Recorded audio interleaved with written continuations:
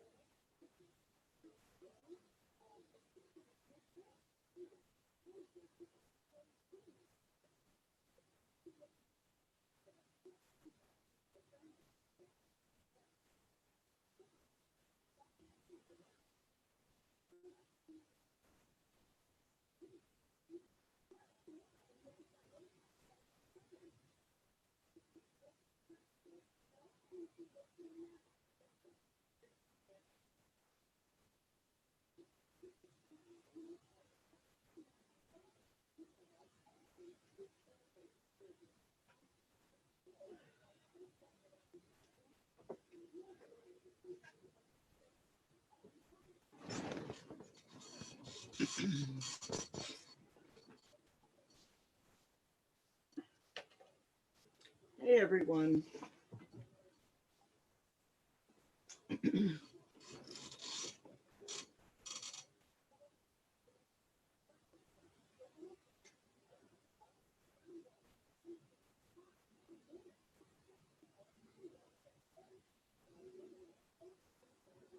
Who is here?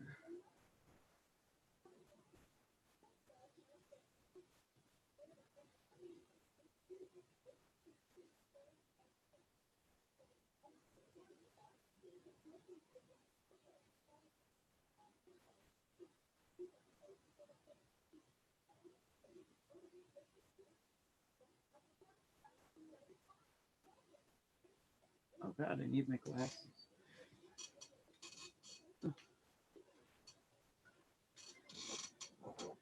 I see talking message, but I cannot hear. My speaker is working. I do not hear any voices. I will stay logged in and return in 30 minutes.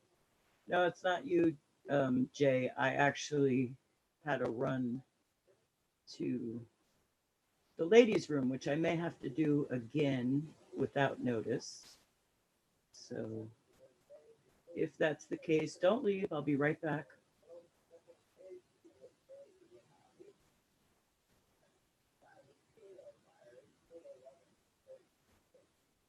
Where's the chat?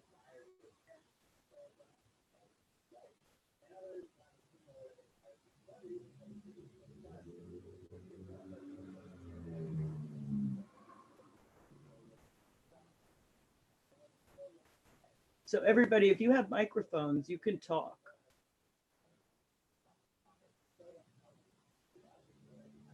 Nick? Some of us don't like to. Hey, Carolyn, how are you? Hanging in there. How the heck have you been?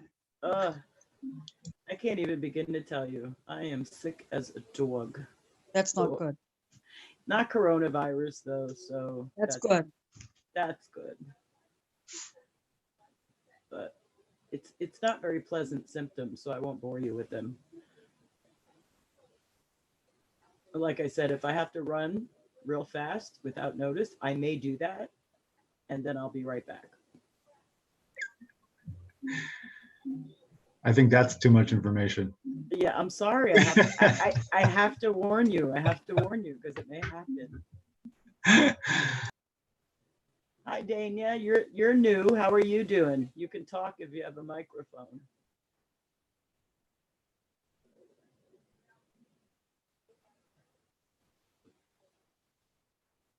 Hi, Han. Hey, Dania. You don't have a microphone. You can talk. Hi. There you go. How are you? Yeah, I'm good. Thank you. This is first time to join this webinar. Is that Han or Dania? This is Han. Hi, Han. How are you? I'm good. Thank you. How are you? Well, been better, but what can I tell you?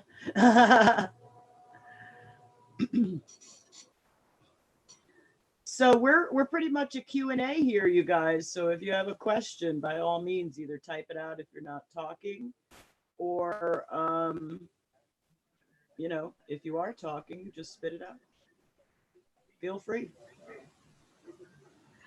Do we have any topic or particular topic or whatever questions?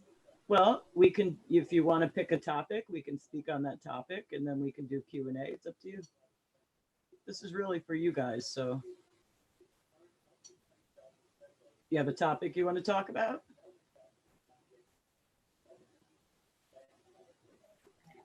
Sorry, this is the first time, so because I didn't know that I joined a little bit late, so I'm not so sure that before that you guys did talk about something. No, we're just starting right now.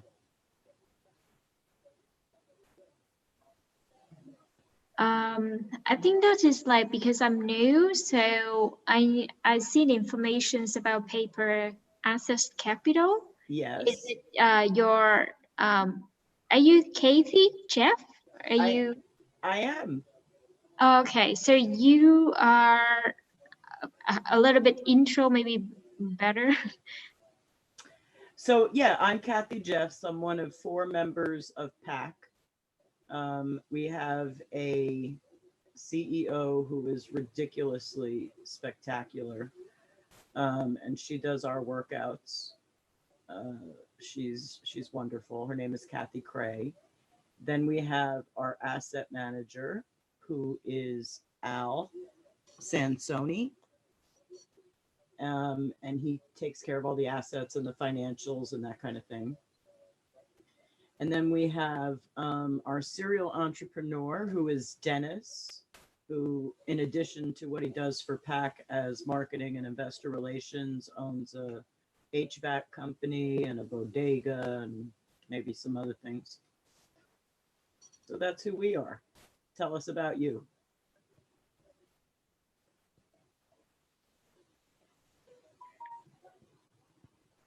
So Kathy, are you a CEO of the company?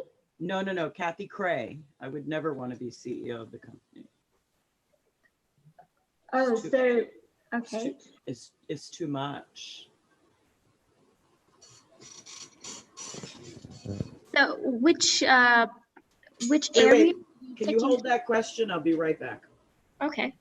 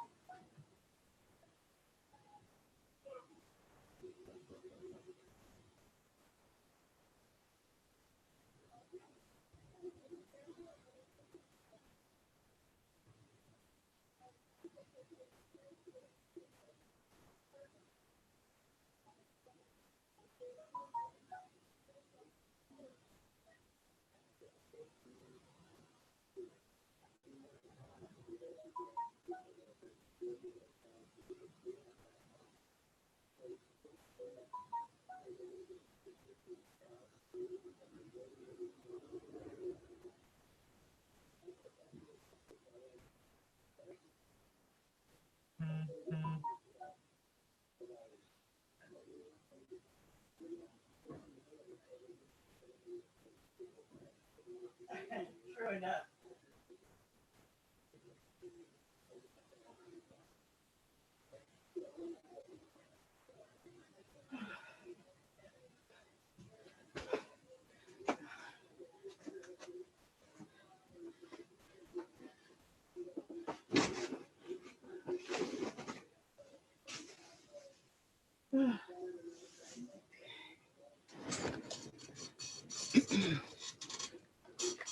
All right, I'm back. You got your question? Hello? Hello? We all ran away from home. I was gonna say, did everybody leave in that 2 minutes? Han, you had a question. I told you to hold it. Are you there? Hello? Are you there? Remember I told you to hold the question? Yes. Okay, what you got? Yeah, so I want to learn more about your company, and is it the purpose of the webinar is for educational purpose or? Oh yeah, it's educational, it's free. Come join, we talk about topics, we learn things together. Okay, so yeah, I want to know about your you are you Katie too? Katie James? Yep, we have 2 Kathys. Okay. So That so which area or which position are you in the company? I'm really boring.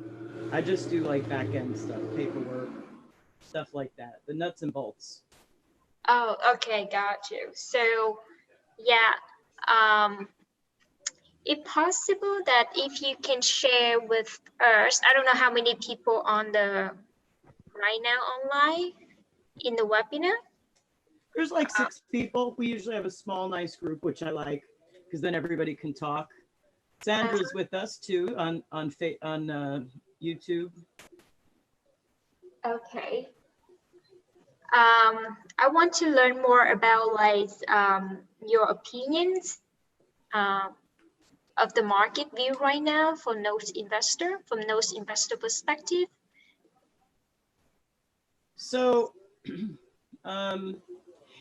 so interestingly enough, unfortunately, while there's a sort of stoppage on foreclosures and evictions at the moment, thanks to the CARE Act, unfortunately, I still think there's going to be a bit of a jump in foreclosures and things like that, which means notes are going to be made available because banks don't want to be stuck with properties or bad notes unless the house is really worth a ton of money. So unfortunately, I think we're going to see some more inventory.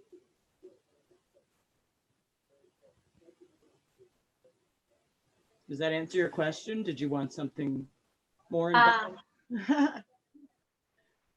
Yeah, thank you. So you said that we will for sure that we will expect that it's more inventory. So the I mean paper access capital. So the company is, are you a notes I mean access management company or a funds or notes wholesale or note brokerage? So What? we're not a brokerage, we're not a wholesaler, we're a buy and holder. Any notes we buy, we generally intend to keep unless we're forced to buy them on a tape. And if we don't like them, they don't match our model, then we'll sell them. But for the most part, 90% of the time, we're buy and holders. We don't do servicing for other people. We only do it for ourselves. So we don't really have a ton of inventory. Got you. So you mean that you buy and hold, that mean so you buy non-performing notes or performing notes? We So buy, what is your business model? we specifically buy non-performing seconds. We don't like firsts at all. We hate firsts. So we strictly buy non-performing seconds and then turn them into performers and create value in them. Oh, I see. So second non-performance and turn it into performance for cash flow. Right. I mean, if you're going to buy a performing note, and Nick can probably back me up on this, it's largely a passive thing. There's not much to do with it. Performing notes, you just buy them, either throw them in the 401k or not 401k, self-directed IRA or something along that line. And it's largely passive. So there's not much to buying performers. So we prefer non-performers, which creates more of a challenge, provides us with tremendous value return. I got you. So what is the key of your criteria when you decide to buy a non-performing note? And I'm very interested that you mentioned that you don't like first position. Yeah, we don't like firsts at all. I want to know the reason why. Well, the reason why is they're very expensive and the return is very low. The return on seconds are ridiculously higher than firsts. Sandra has a question, so hang on to anything you have for a minute there, Han. Is PaperStack a good place to buy my first note? I don't buy from PaperStack, so I can't give you any firsthand information on their how effective they are, how up on the up and up they are, because we don't buy notes from PaperStack. It's more of a retail kind of outlet to buy notes or trading desk. So we don't actually buy notes there. Nick, have you ever bought anything from PaperStack? I'm on the site. I've browsed around a bit. It's pretty comprehensive, and the thing I think that makes them a little different than some previous exchanges, so to speak, is that they all the documentation is tracked very well through the transaction. Now, I haven't done that myself, but this is what I've seen and heard. So I think they're kind of really making a name for themselves. And I would actually say, while it may not be the best place in terms of price and things to get an asset, if you don't have a network and you're just getting started out, I definitely would say it's a decent place at least to browse. Yeah, yes, Andrew, I would agree with that. If nothing else, you definitely want to go peruse it, check it out, see how, like Nick said, how comprehensive the paperwork trail is. That's pretty important. It's pretty much your money right there in the paper. So just give that a whirl and see what you think. And he's right. I think it probably is a little pricey. It's probably why we don't buy there. Dania writes, this is my first time starting out with notes. What should my first couple of steps be? So Dania, and she's not speaking, she's typing, so I'll read what she says. So that's an interesting question, because that really depends on how much capital you have. Do you have starting capital?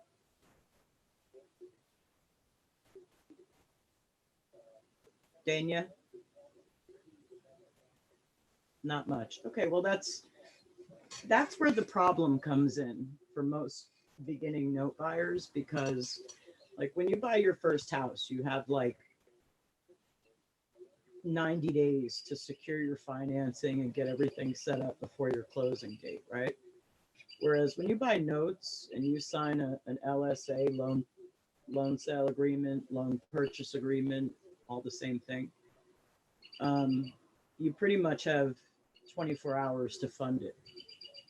And if you don't fund it, you'll get a bad name for yourself, and you'll never get started because nobody will ever sell to you. And that's a bit of a problem. So if you don't have a lot of starting capital, And the figure that you've mentioned here is not particularly large. You're probably going to get a very small note.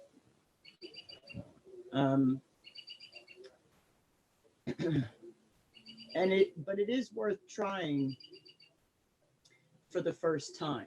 Just be aware that if you only buy one note, you may or may not lose that money. So you need to be very clear about that. What I would suggest you do is do some brokering to get your nest egg up a little bit. So you have larger amount of cash to start with. And I usually tell people there's two places to learn about brokering. The first one is FNAC, and I can never remember what it stands for. First National Asset Company or something. Just Google Dan Malcolm and you'll see what you get. And the other place is Mike Rushika. Ruscica is his last name. And he teaches people how to broker. He takes people on because he likes people to find notes for him. So he teaches people how to do it. Sandra writes, since you guys do second position, can you foreclose on a property with a second position? And the answer to that is absolutely. You can foreclose from a water lien, a water bill. You can foreclose from any position. Whether or not that's smart is a different animal. But you can foreclose from any position that has a lien on the property, even sixth position. Again, whether that's smart or not is different.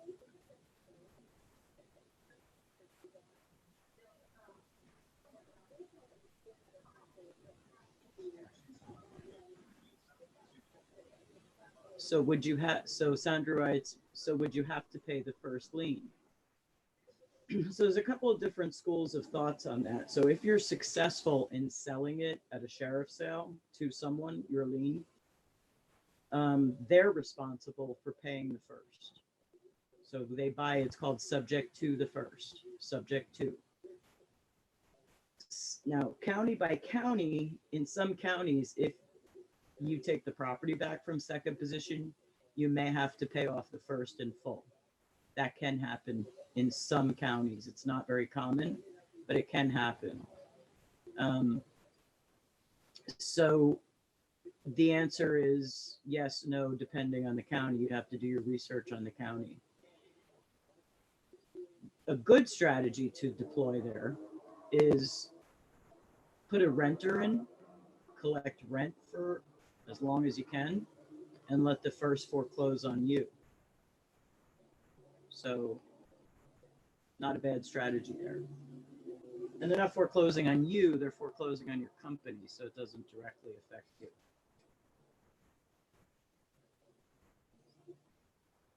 Does that make sense?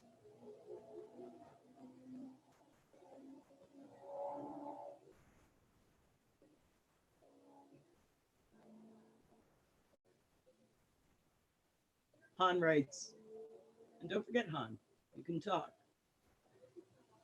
These two don't want to talk, so can you elaborate more? So if you foreclose from second position and you're lucky enough to have it sold at sheriff's sale, you just get paid out, it's done. The way that works is you give your lawyer bidding instructions, you tell him what's the minimum you're willing to take for the lien. And if it sells, fantastic. Whoever buys it has to pay the first. If you're not lucky enough to sell it and you end up with the deed back, you can do a couple of different things. If the house is worth more than the first balance, you can sell it and pay off the first and pocket the rest. You can put a tenant in, collect rent for 3 years, 2 years, however long it takes them to foreclose, and then let them foreclose on you. There's a lot of different strategies there. And the benefit is you still get to make some money.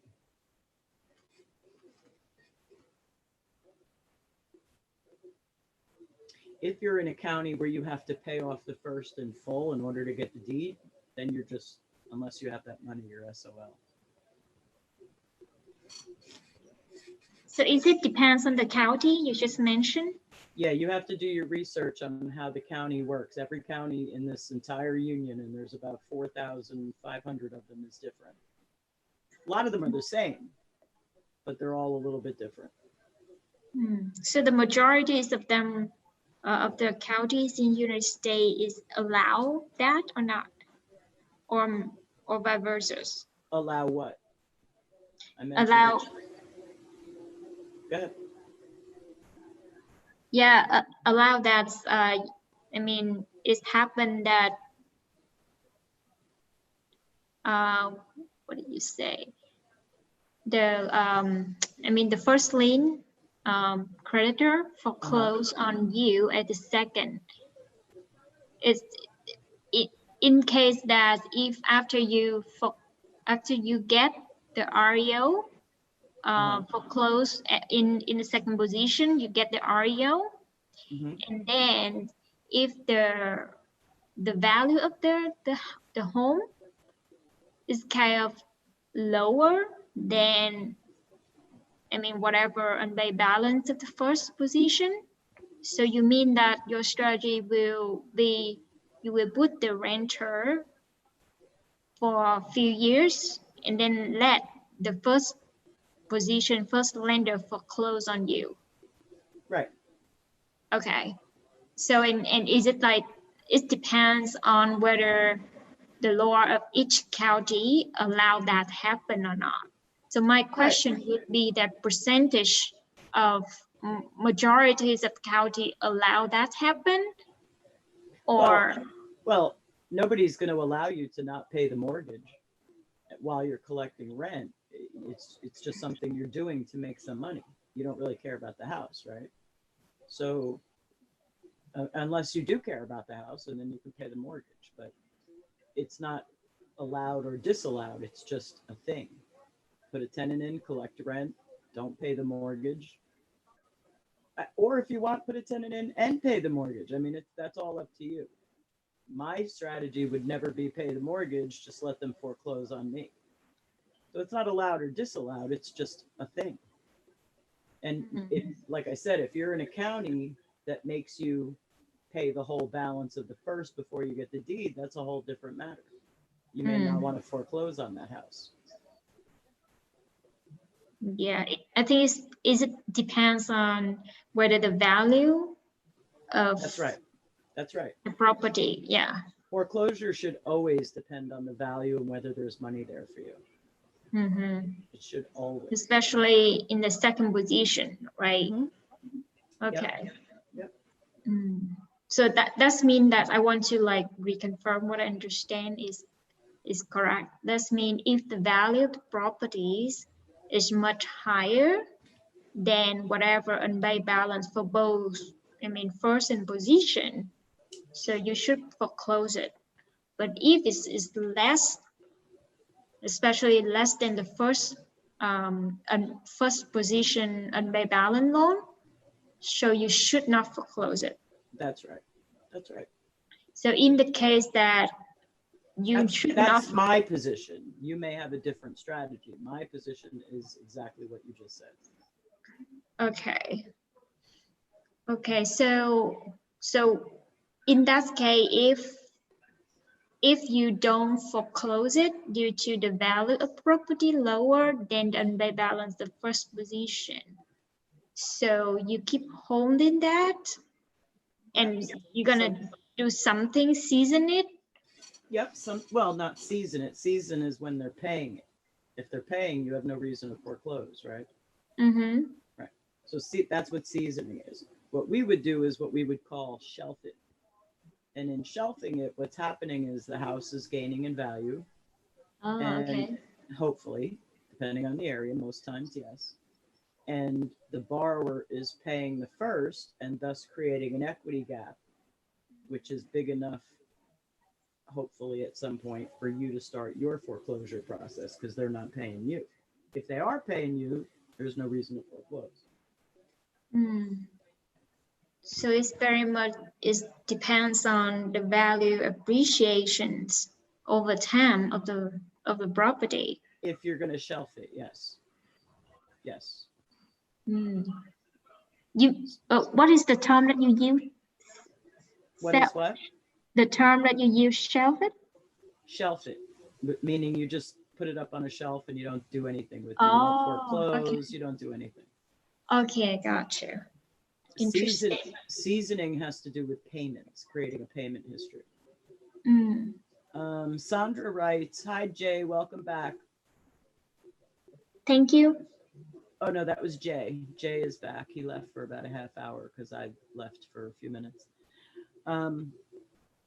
Sandra writes, what is the price to close on a note? Is it like a home? There is no price to close on a note. So if you guys agree on a price, let's say $10,000, it's $10,000. There's no closing costs. How long does it take? It takes like from the moment you sign the loan purchase agreement until the time you fund it is like 24 hours. And then you'll receive the collateral in like 10 to 30 days. And how long do you have to hold it until you can sell it again? You don't have to hold it at all. If you have a buyer for it, you can like buy it. You could sell it immediately. You could buy it and then call the person who wants to buy it from you and say, hey, I got the note and the price is X amount of dollars, which hopefully will be more than you paid for it.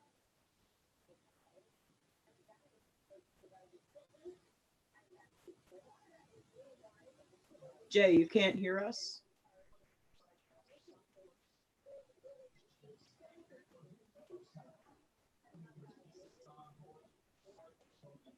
Oh, Sandra, don't keep asking questions. That's what this session is all about. We love, my favorite session is Q&A. Sometimes I try and get guests on. That's been a little bit tough in the past.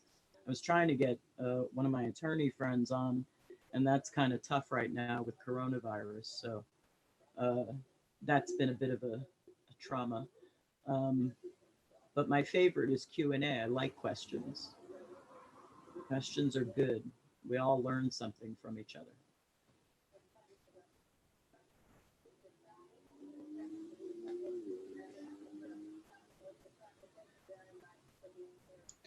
How are your secured loans, Kathy? The unsecureds? Oh, I'm sorry, unsecured. Yeah. They're just kind of sitting right now. We sent out letters. Yeah. Like rest the letters, and we're sort of waiting like 60 to 90 days to see how many come back unopened before we pursue. Mm-hmm. So they're sort of just sitting on the shelf right now. For the most part, we're looking into deficiency judgments, and in every state it's different, whether you can even get a deficiency judgment or not. So and the question is, do we want to like go through the effort of getting a deficiency judgment? Usually it's pretty cheap. It's like $1,500. Usually the borrower doesn't show up in court, doesn't respond. Right. Sort of like credit card, nobody shows up, and then there's an instantaneous judgment. So we'll see how that goes. We'll see if we're willing to put out the $1,500 on the ones that we think. One ends up being secured, which is kind of nice. Oh yeah.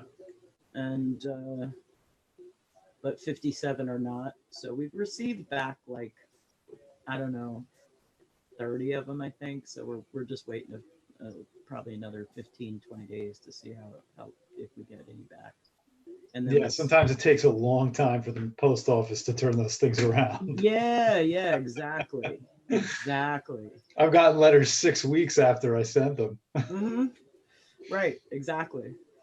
So we'll see. We're just waiting, and then we'll decide what to do. And plus, I've been sort of down for the count for the last month, like not in a good way. So I haven't been doing too much, which is really a shame for my partners. But not much is going on anyway. Courthouses are closed. There's a moratorium on foreclosures for the moment, so it's not really much happening anyway. But I still have things I can be doing, but I'm terrible right now. Sleeping an awful lot. I'm actually surprised I woke up. I really am just sleeping and showering. Shower makes me feel very happy. So Sandra writes, yes, how do you foreclose before the first though? Not quite sure how that works. It's whoever gets to the gate first. If they're paying the first has no reason to foreclose. But if they're not paying me and I get to the gate first, then I'm going to foreclose first. You can foreclose from any position, seriously. So if they're paying the first, which is generally our business model, we like the first to be current or at most delinquent 30, then they have no reason to foreclose. But I may have a reason to foreclose because they're not paying me.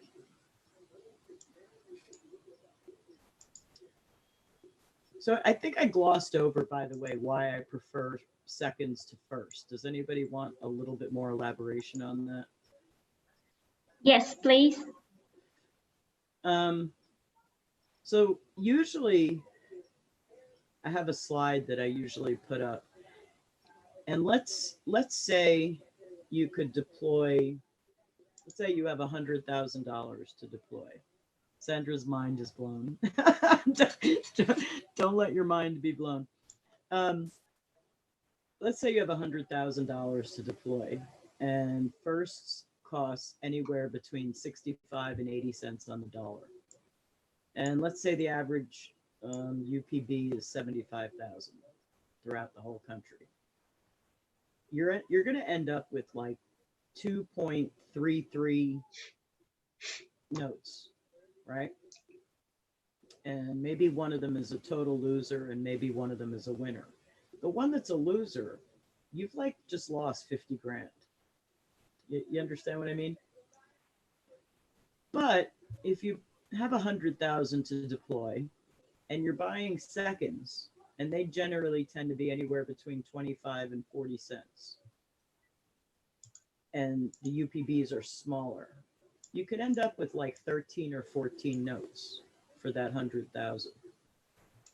And even if like 5 of them turn out to be stone cold losers, the 9 have such a high return because they're so much cheaper that you don't really care about the 5 you lost money on. In fact, they become your tax offset. That makes sense? Yes, it's like asset allocation and diversification. Yep. Yeah, it's more of a way to spread your cash and sort of guarantee a positive return. Whereas if you only get 2 firsts and you've spent 100,000, you've lost 50, you better hope that you make enough money on that other one to get your 100 back plus a little bit of profit, hopefully. And chances are not going to happen. So it's just more of a numbers, a mathematics game. Mm-hmm. Can you talk more about from risk side of the second position? Talk more. I'm sorry. Say that again, dear. Can you talk more about risk? So it is riskier, right? It's definitely a riskier move, but it's also a higher return. It's the stock market. If you put your money in your 401k, if you put your money in your company's stable fund, you're going to make 2% return regardless, right? But it's safe. Not going to lose anything, but you're only going to make 2%. But if you put your money in international energy stocks, it's riskier, way riskier, but you're going to make 80%. You see what I'm saying? It's risk reward ratio. It's riskier, higher returns. Much higher returns. So what is the average return that you have been seeing so far of your portfolio or a peer investor or peer company? So to be ridiculously conservative, and I mean crazy, ridiculously conservative, 30%. Nick, you want to chime in here? Well, you buy firsts mostly. No, I'm in seconds, but yeah, I try to target. I mean, yeah, that's a fair number. I mean, it's a conservative number. It's a crazy conservative number. I've had returns of like 400%, like received full payoffs in 2 months.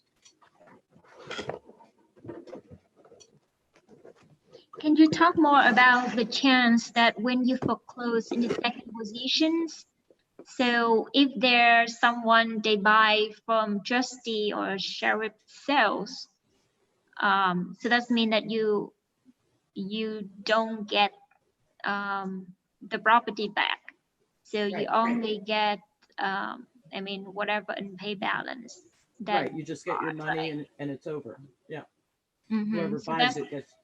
so that's mean that you, after minus all kind of costs, I mean, professional lawyer costs, foreclosure fee, blah, blah, blah. So, So you issue to your attorney bidding instructions based on how much money you have in that note and how much you're looking to make. So let's say in foreclosure costs and purchase, you have 15,000. You may say to your attorney, I want 30,000 for this note. If I don't get 30, don't sell it. So he'll open the bidding at 30. but is it like by law or regulation that we only bid, I mean, we only put the bidding price in the foreclosure sales, it's whatever we are on plus the fee. We're not allowed to, I mean, go much higher than that. Is it like a, I Well, mean, no, if you give your attorney bidding instructions of 30,000 and it bids up to 80,000, you could get 80,000 for it. The question is, do you get to keep those excess funds? And the answer is no. no, it's go to borrower, I believe, or Either the borrower or the first. Whoever's yeah. got first grabs at it. So my curious is when you mention like if your unpaid balance 15,000, but you set 30,000. So is it any, I mean, Well, I make an assumption that if I pay 15,000 for a note, it's definitely worth more than 30. oh yeah, okay, I got you. Right. But let's say I'm willing to make only 15,000 on my 15,000. Then I'll issue bidding instructions for 30 and hope it goes up higher. Or that Yeah. it sells at all. Mm-hmm. Because basically how much discount you get when you buy it a second, if you only pay 25 cents a dollar. So basically if you sell at foreclosure, you would get, I mean, the discount is your return. Exactly. That's exactly. And you also may be willing to give up some of that return. Let's say I spend 15,000 on a $60,000 note. I'm happy to make 30,000 and give up the other 30 if I can do it fast. Fast, right? timing. So let's go to Sandra for a minute. Sandra writes, what is it that I need to be looking for to make sure from the second position that will allow me to foreclose before the first, or how to find which states allow me to? So every state will allow you to foreclose before the first if the first is current, right? Then they're not foreclosing. There's no reason for them to. So every state will allow you to foreclose from second position. You don't really need information on that, on which states to buy it. What you do want to look for is in your title search, which is part of your due diligence before you buy the note, is if there's a lis pendens on file from the first. Then you know that a foreclosure is either imminent or currently ongoing. All right. And then maybe you don't necessarily want to buy that note. Or if the house has really high value, you may still want to buy the note because you'll get the excess funds without having to do anything. The next question is that one of the things you look for when choosing the state you will invest in? I invest in all 50 states, and because I can foreclose from second position in any state, it's not something I look for.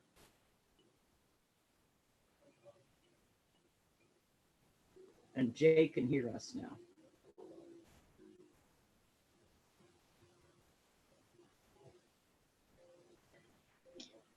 So Katie, can you repeat that? You just mentioned that you can foreclose second in any state. Yeah, you can foreclose from any position in any state. Whether it's smart or not, again, is a whole different animal. But you can do it in every state. Okay. So Sandra writes, what is the average price to foreclose? The answer to that is when you're hiring an attorney, you should ask them if they follow standard Fannie Mae rates, and it's different for every state. It's anywhere between 2,000 and 5,000. Now, and that's fine if the borrower doesn't contest the foreclosure, then that's what you'll pay, 2,500, let's say. Let's say it's Alabama and it's 2,500. I'm of course making that up. I don't know what the amount is. But let's say it's Alabama, 2,500, you foreclose. If the borrower doesn't contest it, then the most it will cost you is 2,500. Where you get into higher legal fees is when the borrower contests things. Now you're out of the standard Fannie Mae rates. So what you can do, Sandra, is Google Fannie Mae foreclosure rates by state. And you'll be taken to the Fannie Mae website, and it'll bring up the amount that Fannie Mae has allocated for that state for foreclosure costs. So it's different state to state. So that guideline is it for foreclosure fee, or is also include lawyer fee? So there is no foreclosure fee. There are always lawyer fees, right? Lawyers are going to do the filings for you. They're going to bill you for that. So it's always just lawyer fees. That's the way in my head I put it. I'm always just paying an attorney. So for me, it's all legal fees. You can separate it if you want, but it doesn't make much sense to bother doing that. Got you. Because like some cases like for public sale, foreclosure sales or auction, so they have kind of like publication fee. Right, and you pay that to your attorney. Your attorney takes care of that. You pay your attorney.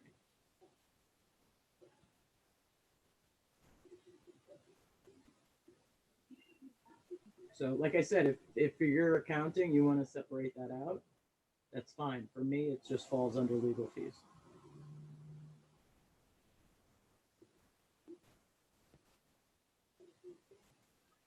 Have you ever dealing with bankruptcy? All the time. A lot of people file bankruptcy. And that's sort of a very broad topic. Do you have a specific question about it? Yeah, so my question would be like, how would you dealing with it? It's just waiting. So there's two different types of BKs that you need to be concerned about. It's a BK7 and BK13. The BK7, you really have nothing to worry about at all, because a BK7 is sort of just like getting rid of the debt. Let's say you have 40,000 in credit card debt. If it's a secured lien, it's not going to be wiped at all. What all they're going to do is wipe unsecured debt, right? So they still have to pay their mortgage, they still have to pay their car payment, they still have to pay all of that. In a BK13, it gets a little bit more complicated.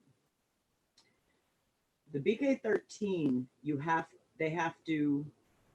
all you have to do is prove $1 of equity, and they can't strip your lien. It continues to be a current lien.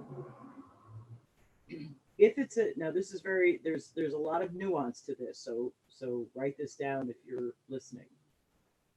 In a BK13, $1 of equity means you can't be stripped. There's another terminology some of you might have heard called cramming down. A primary residence cannot be crammed down. And what a cram down is let's say you owe 50,000 on your second position, but the house only has 20,000 in equity. The judge may say, okay, so now it's just 20,000. You lose that other 30,000. It's called a cram down. You only have to worry about that on second, third, and fourth homes. You don't have to worry about it on a primary residence. Another nuance to it, and here's the good news, 80% of BK13s are dismissed without making it to fruition, meaning the moment it's dismissed, you're back in play. Even if you were stripped, let's say you were completely stripped, and then the bankruptcy is dismissed. The debtor didn't do everything they were supposed to do. The moment it's dismissed, you're back in play. So that's the good news. So did that make sense? It was sort of a high level overview, but that's basically how it works. And the duration for from the time that the borrower filed the bankruptcy is 13, maximum until the time that they will receive a court's decision whether they dismiss it or not. So it's maximum like 5 years, right? So the plan can be either 3, 5, or 7 years. Okay. Usually it's 5 years. 90% of the time it's 5 years. But it could be a 7-year one, right? But let's say they make it to 6 years and 2 months and then get kicked out because they're not paying the trustee. You're back in play as if nothing ever. It's sort of like your clock is stopped. The moment the dismissal comes in, the clock restarts, continues. It's just like you haven't lost anything but that time.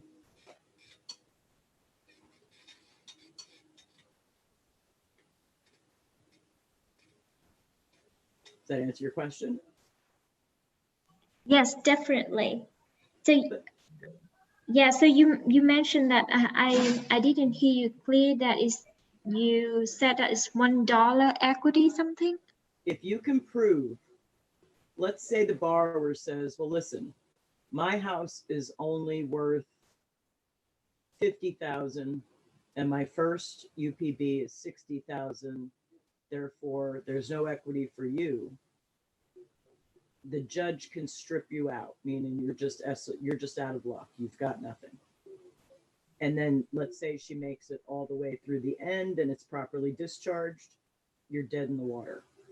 Let's say she doesn't make it to the end, she gets dismissed after 2 years. You're back in play. The fact that you were stripped becomes irrelevant. But let's say the borrower makes those assertions that the house is worth 50,000 and the first is 60, and you send an appraiser in, and it has to be a full actual appraiser, not a BPO from a real estate agent, like an actual appraisal, which can cost $400 or $500 or even 800, depending on where it is. And he says, oh no, the house is worth 65,000. See, now you're showing 5,000 in equity, right? Now, then they can't, and it's their primary residence, they can't strip you. Let's say it was their second home, a vacation house. That 5,000 in equity, you could get crammed down. Let's say they owe you 30. The judge could say, no, they don't owe you 30, they only owe you 5. But on a primary residence, that won't happen.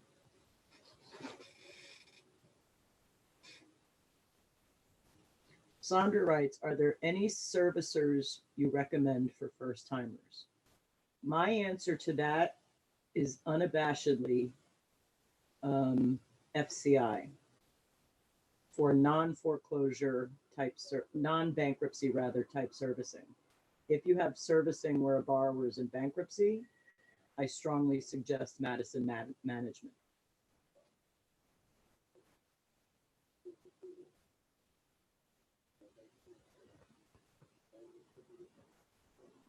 Han wants me to type the name in, so hang on just a moment.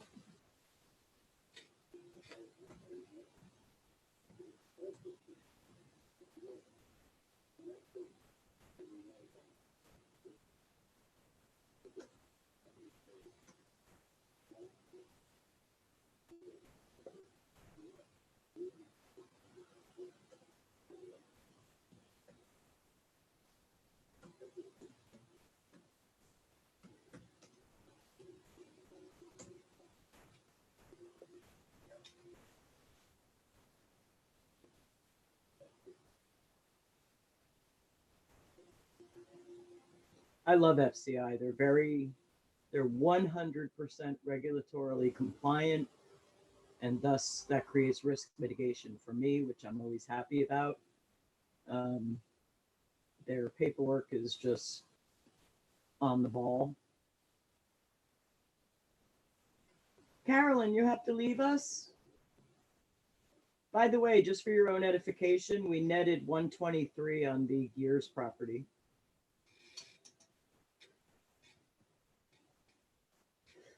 Yeah, it was kind of nice.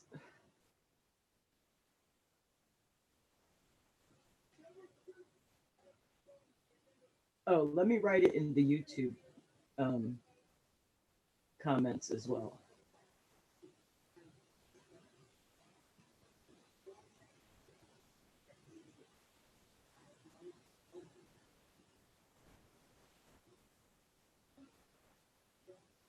Carolyn, have a great night.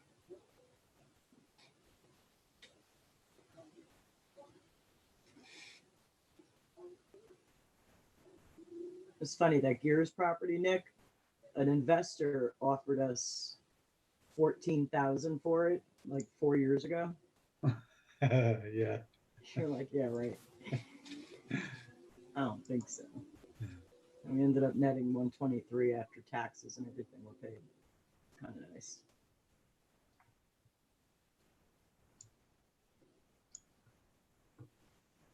So Sandra, back to BK7. BK7, you have nothing to worry about, right? Because it's just sort of like elimination of debt, and they can't eliminate secured debts like cars, houses, etc. Only like credit card debt, that kind of thing. So the only thing you have to worry about is generally a BK13. And that's like 99% of the time. There are exceptions. I'm giving you general rules here. The exceptions you'd have to look into, but 99% of the time, BK7 is nothing to worry about. BK13 is the issue. And the good news on BK13 is that 80% generally never go anywhere. Or 70%. Anywhere between 70 and 80% don't go anywhere. Jay writes 14 versus 123. Yes, sir. Yes, sir. Good stuff right there.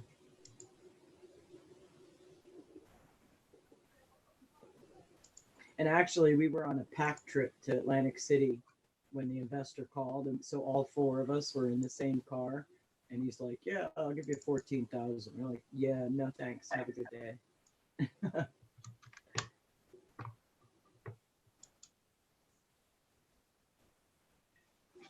Katie? Yes.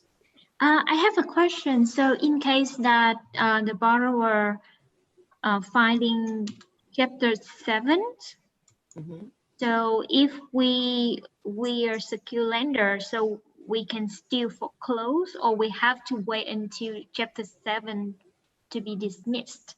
No, you have to wait for it to finish, but a Chapter 7, because it's simply an elimination of debt, it happens very quickly, a couple months.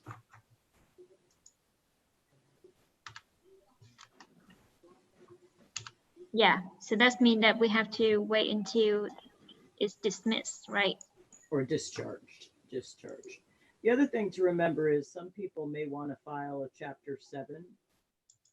There's like wage earner versus non-wage earner. The only people who are going to qualify for a Chapter 7 are non-wage earners, meaning they just don't make enough money to pay their monthly bills, much less this added debt.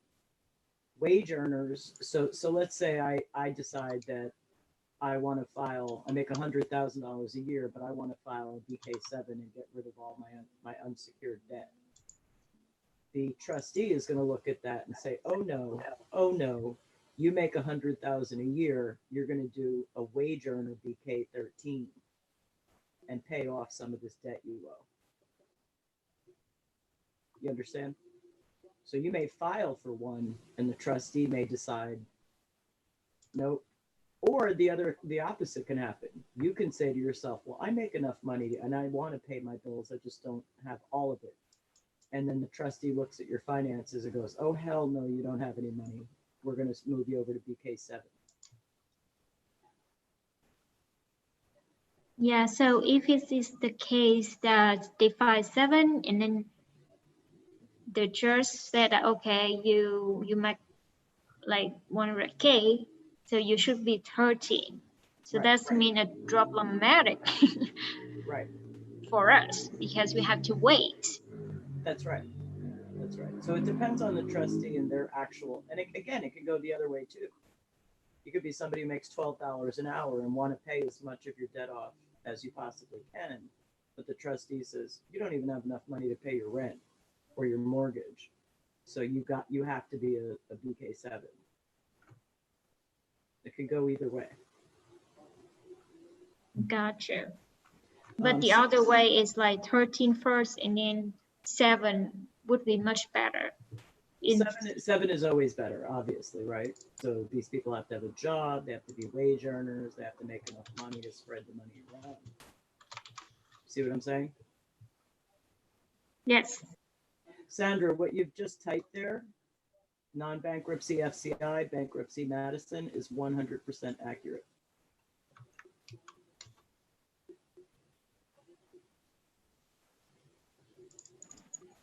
A follow-up question on that.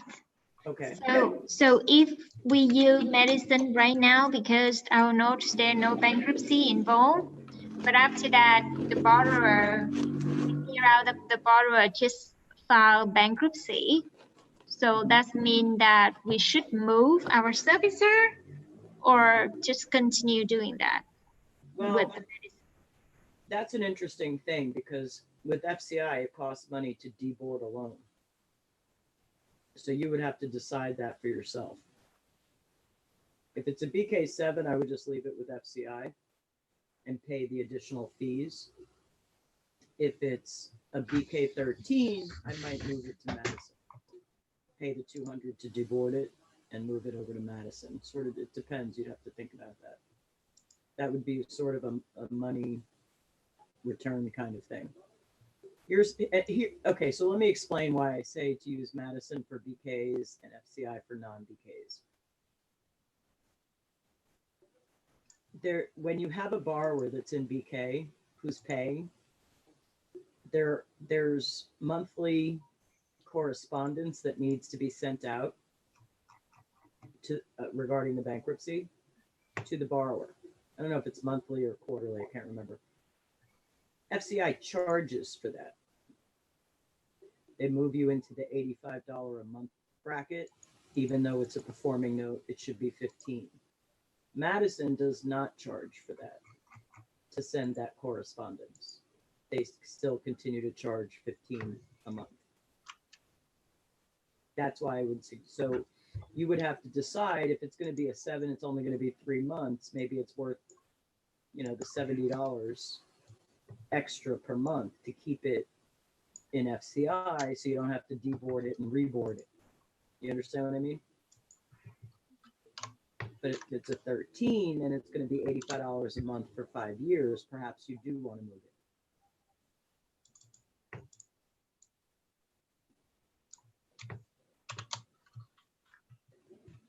Does that help you?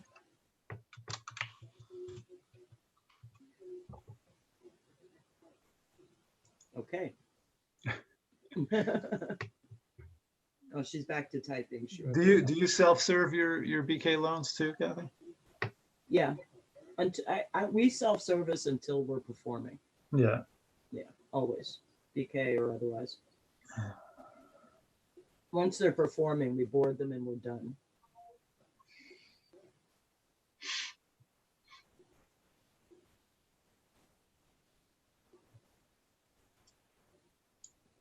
You don't I mean, what do you do for your borrowers that are in BK? Well, I haven't had that many cases. And the cases that I did have, I kind of left it in FCI. And, in at least one case, I got wiped. And then, so that was just a pretty good expense added on to that loss, Mhm. Right. So that's a kind of a tough thing because I don't really want the liability or the responsibility or the work involved with really doing any servicing, frankly. Well, what's wonderful is that Madison Management, Kevin Cordell, is an expert in bankruptcy. And that's why he doesn't charge for the correspondence. He just knows what has to be sent. It's just for them printing out a letter and sending it. Yeah. These were with FCI, so that was probably the issue there too. Right. But they charge FCI. Yeah, they They're charge. right. They're best in class. They are best in class. That's 100% true. But they're also pricey. So the question is, if you want to go cheaper, then just board everything with Madison Management, except they're not in every state, right? Yeah. The one I would absolutely not recommend by any stretch of the imagination ever is Land Home. Come on now. I hate Land Home with every fiber of my being. Every fiber.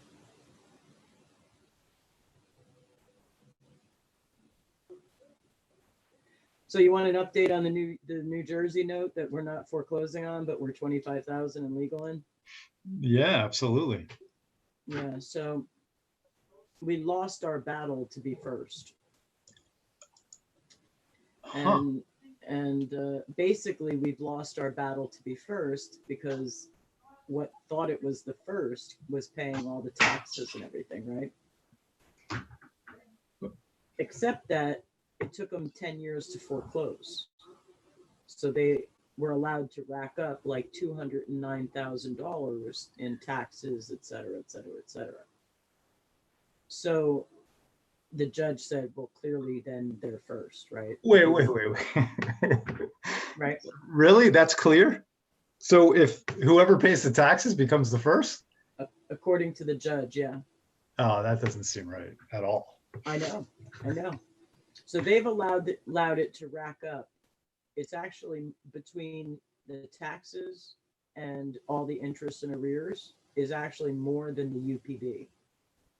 So it's actually like 500,000 or something along that line.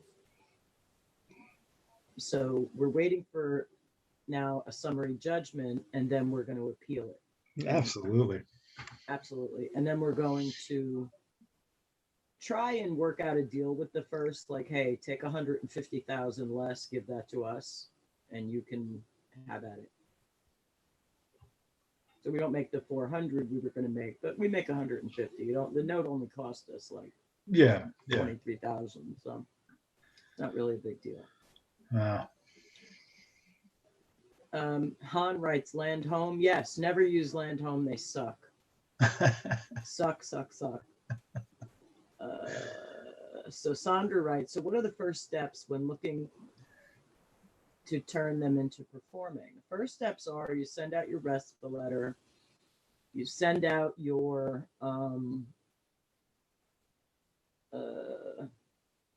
welcome package, shock package, whatever you want to call it. It's like, welcome to the family. This is how much you owe. What are your intentions? Do you want to keep the house? You want to let the house go?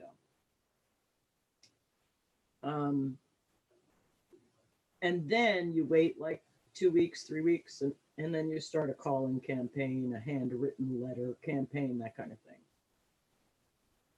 Doing workouts is a whole separate ballgame. You have to have like a skip tracing account. We use TLO to get email addresses, phone numbers, potential additional addresses, send out letters everywhere, send out emails everywhere, do the proper calling, except you have to know what you're allowed to say and what you're not allowed to say. You're not allowed to say certain things. Like you can't call somebody's answering machine and say, this is Pack, we're calling about your delinquent second position note. You can't do that. You can call and say, this is Paper Assets Capital. We'd like to speak with Ann Jones regarding her mortgage. Please contact us as soon as possible. I'll leave your number. But you can't say delinquent mortgage. You understand what I'm saying? You have to know those things before you start doing your own workouts.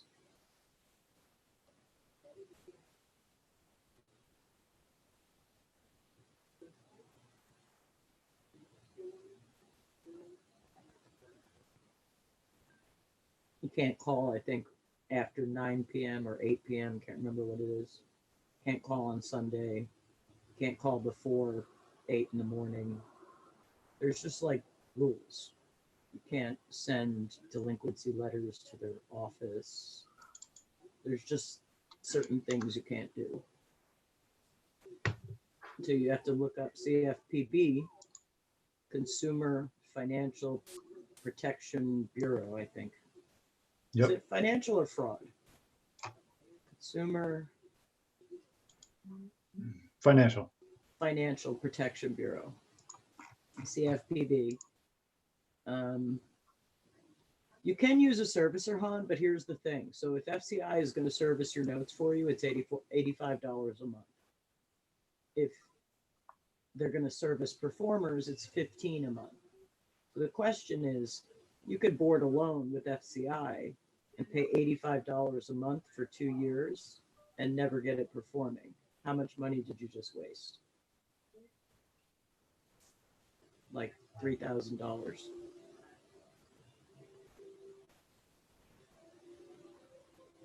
Like we make some basic attempts at communication with the borrowers, and then we immediately board with an attorney, who by definition is a collection agent.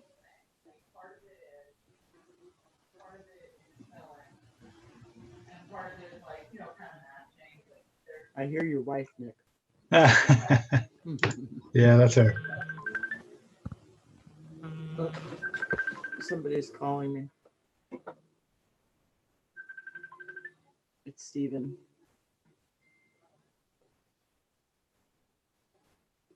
Steven, I sold a note to like 11 years ago.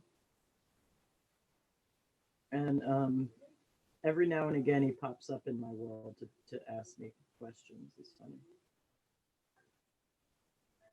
Sold him a note back in 2012, I think.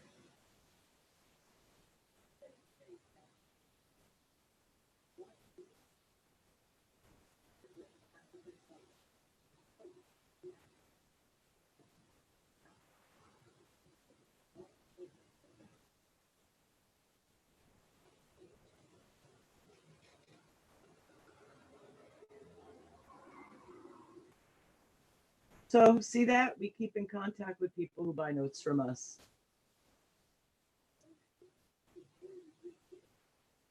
So Sandra, I hope that answered your question at a very high level, because working out a note is sort of like an art form, like get it performing. It's sort of an art form. Does that make sense? Oh, your message was retracted. What happened? You don't like your message? Oh. Sandra writes, where is a good place to get notes? That is the #1 question from newbies all over the country. The answer is you have to create relationships with people. You have to, go to conferences, meet people, create relationships with people. You get somebody who's a good source, you get them to like you. Then maybe you'll get on their list. Maybe you'll be in their little private zone of their first, showing of the notes, that kind of thing. You have to create those relationships yourself. But the best place to meet those people is at conferences. Paper Source is an excellent, excellent event to attend. Amazing event to attend. Because you also get education. There's no selling allowed there. If you have a product that you sell, you're not allowed to sell it. It's strictly 100% education. It's Vegas. When is that ever bad? and you get to meet a ton of people. And the people you meet while newbies like you are going to be your upline and your downline. So that really is the best answer I can give you on that. It's your own relationships you have to formulate. Nobody's going to be able to do that for you. What does it mean having good paper? So there's people out there that are sketchy at best. And they'll sell the same note 3 times. And whoever gets to assign it first, it's theirs. But yet the other guys sold it 3 times and made his money 3 times. Or paper where you buy what has been disclosed to you to be a second position note, but you find out it's actually a 4th position note. That would be bad paper. Good paper would be you buy a second and it's actually a second. Or you buy from a seller who only sells it to you and all of your paperwork is in line.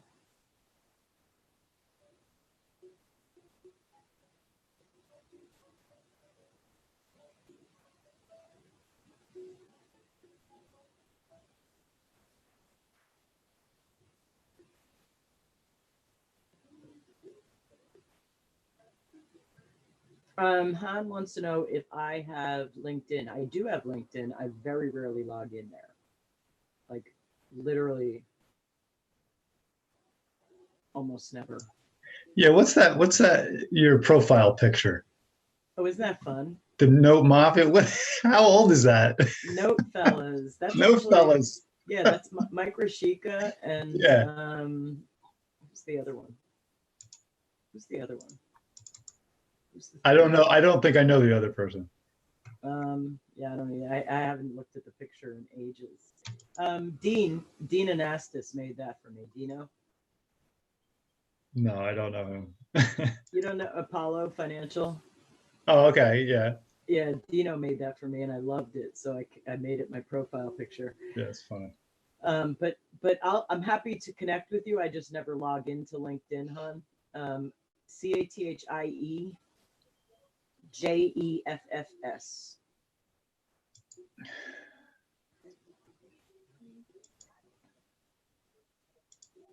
Oh, it's right on the screen where it says speaker, Kathy Jeffs. It's right there, hon.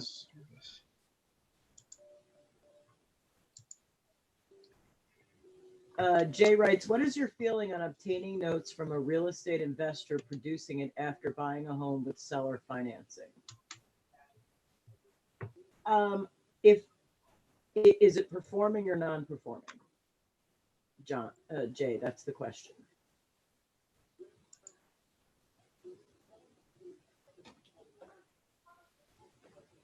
Well, it has to be either performing or non-performing. If you're they're either paying or they're not. So then it's performing if they just started the note. First of all, I'd never buy a note that just originated ever. I like notes that either have gone delinquent or if I was going to buy performers, they would have to be performing for some period of time. So I wouldn't buy that, but that's just me. If you were to do it, you're taking a risk. There's some different considerations there too, legally, because not being institutional paper, so to speak, right? You don't know what kind of contract was written and details. I think you got some important legal considerations to review there. Right, like is the interest rate they're charging legal for that state? That's a consideration. That's just a small thing that pops into my head right off the bat. Han, all right, you have a great rest of the night. It was great having you. Join us again in 2 weeks if you like. And also subscribe to the YouTube because it goes on YouTube too.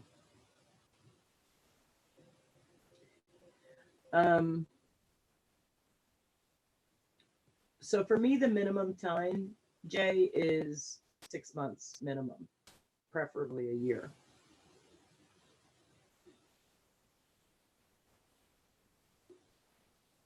Yeah, 6 to 12 months. Like PAC doesn't do it often, but every now and again we'll sell performers. Not very often, but we will do it. And when we do, we generally sell them at a higher price because we guarantee them. Meaning, we guarantee them for 6 months. Meaning, if within 6 months it goes delinquent, 6 months of you purchasing it goes delinquent, we'll either make you whole by swapping that note out for a different one or get it re-performing. So, like, we don't ever do that, but if we do it, it's usually a little bit higher of a price because of the guarantee. Because I'm really into that 6 to 12 month time frame of seasoning.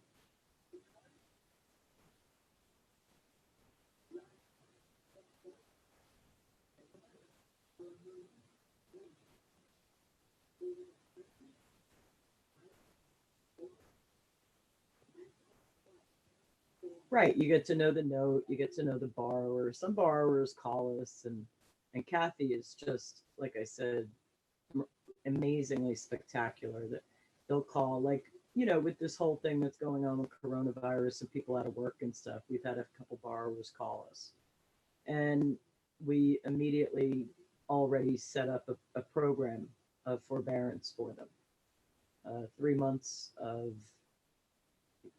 half payment. I can't remember exactly what the forbearance program was.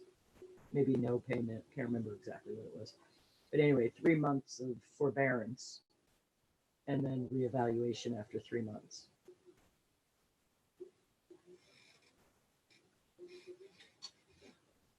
Did you set up like a program for your borrowers, Nick? Well, interestingly enough, I only had one borrower call me. Oh, okay. So that was probably a good thing. And I'm kind of responsible myself for 3 mortgages that I'm paying on, right? Right. So I called those companies, and they all three of them basically gave me the same line where if you don't make the payment, there are no late fees, there's no foreclosure action be taken, there's no negative credit reporting. They basically won't do anything, but they're not going to forgive the payment if you don't make it. No, they'll tack it on to the end. Well, no, they're not even doing that. They say it's for 60 or 90 days, depending on which company. But at the end of 90 days, you're expected to be current. So the next question is, well, what happens if I don't make the payments and I'm not current? And then they tell you, well, call us back. Well, that's interesting because as part of the care, that some of that was already taken care of in the CARE Act, where there would be a forbearance period and they'll tack it on to the end. Yeah, well, for the FHA loans, yeah, that's true. Right. But everybody else is kind of floating, hanging out there. Right. So, I don't know. They're going to have to come up with something more substantial. But I think the thing too is they don't want to give everybody this option that they're going to run out and take it whether they need it or not. Right. Like we still pay our mortgage because it, fortunately or unfortunately, it doesn't affect us. Yeah. Quarantine doesn't even affect us. Like very little has changed for me. Right. I'm a homebody anyway, so it's good for me. So, and my father is, he's got his fixed income, and so the money's always there for him, for me. So for us, it's not really a big deal, which is good. So we'll continue to pay people like us. And I think most people don't want to get behind and will continue to pay if they're still working. You know what I mean? I think so. And that's what I told my borrower too. I said, look, I'll work with you when the time comes. He called me like, I don't know, it was yesterday or something, and he's got to make a payment today, So I said, look, I can't do anything right now. And it's, I'm not really sure what our plan is, but if you can make the payment, make it now. And I'm not going to put you in a bind next month if that's the case. So we'll work it out. So as far as I know, he's making his payment this month, and we'll take it month by month. Yeah, for sure. I mean, and now is the time to help your fellow neighbor out if there's any time in the world. to help your neighbor out, it's now, you know. Yeah, for sure. Actually, this guy lives in Union over here. Oh, really? Is a Yeah. Jersey note? Yeah. Is he essential or no? No, no, not at all. He's got like an hourly job. Uh, well, I'm fortunate to say that, you know, like I said, I'm okay. My dad's okay. We're fine. My niece and my nephew are both okay, and my daughter is fine. Both of them are in essential positions, so to speak. So I'm fortunate enough to say that nobody I know has been cut. Yeah. Everybody's good. Yeah, family wise. Maybe some of my friends have been cut and I don't know it, but mostly everybody I know that his family is good. And it's rough times right now. So anything you can do to help people is awesome. Yeah. So, yeah, right. And we're looking at another 30 days probably. So for those, who are out, they're going to be out for what, a total of 6 or 7 weeks by then. Yeah. And I still maintain though by June, this is all good. The bell curve is going to be passed. It's going to be on the downside. And especially with everything that they're doing now with the serologists, I think so. Yeah. Yeah. and the therapeutics with the chloroquine. I had a laugh. Everybody's saying Trump killed those people in Arizona or whatever. Those old people killed the husband. I didn't Because see that. oh yeah, because they were talking about hydroxychloroquine, Oh, okay. Yeah. Yeah. and they drank fish cleaner, fish tank cleaner. Oh, right. Or fish It- food or something, right? No, fish tank cleaner. Cleaner. Yeah. So I'm sorry. Trump says chloroquine. You read the ingredients in your fish tank cleaner and decide that you're going to take that. Yeah. Of course, the husband died. The wife ended up in the hospital, and that's really ridiculously sad. But you can't blame Trump for your own idiocy. It's ridiculous. Um, Sandra, we talked about notes. We talked or where to get notes. We talked about yeah, it's really sad, Jay. It's just terrible. Um, we talked about where to get notes, which is the best thing you can do is go to conferences, meet people, get on their list of when notes are available.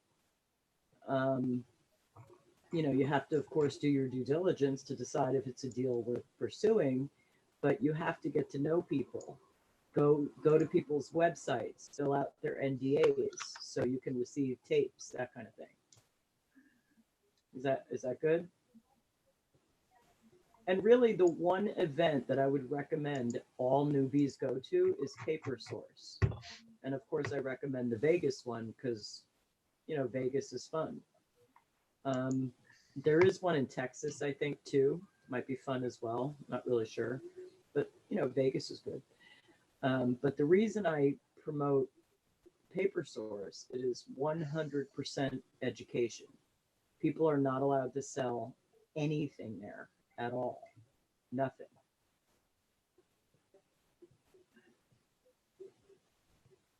Even if you have a product to sell, you're not allowed to sell it. If you have a fund, you're not allowed to promote it. You're not allowed to do anything like that.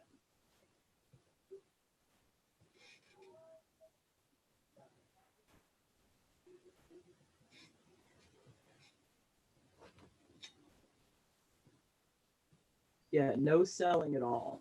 Noteworthy was like nothing but a sell fest, and we went like 1 year and never went back.